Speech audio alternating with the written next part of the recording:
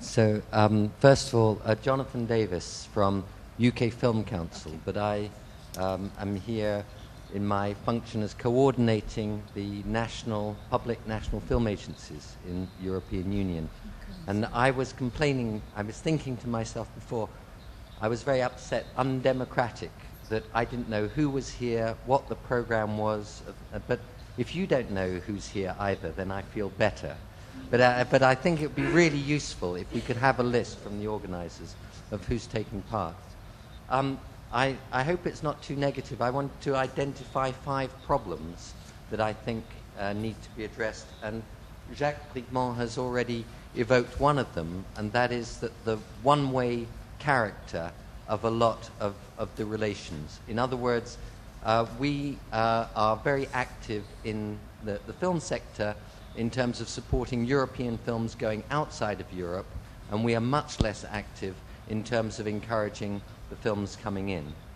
The second thing, which is is becoming a very strong criticism made by people, especially filmmakers in Africa, that the European programs, and this is the approach by individual member states more than by the European Union, is to impose a vision of a European art vision on, so especially, for example, in West Africa, where the support is coming mainly from France, from the CNC, it's seen as not being to encourage popular cinema, but more an artistic cinema, which doesn't mean very much to the people in those countries. So in other words, that we're not being sensitive to what the demands of the partners are.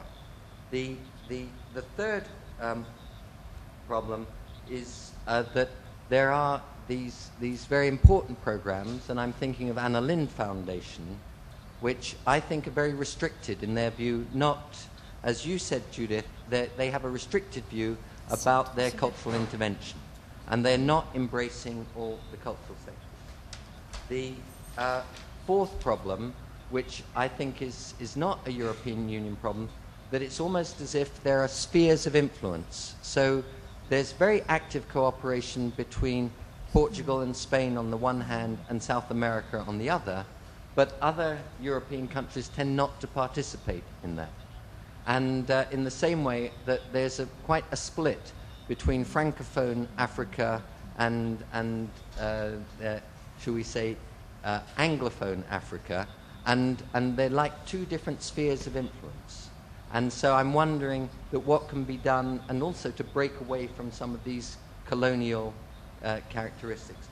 And the final problem, and Judith has asked the question, what were the criteria according to which the programs like the Euromed programs were chosen?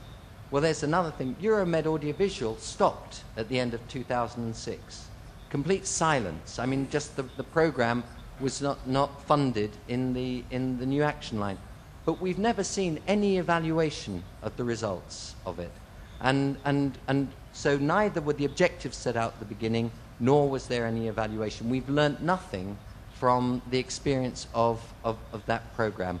And I think generally very poor communication, and especially saying what were the purposes and what were the results. And so I think as we're looking forward to new ways of cooperation, then we don't have this absolutely vital tool, which is a reflection on how these past programs have gone.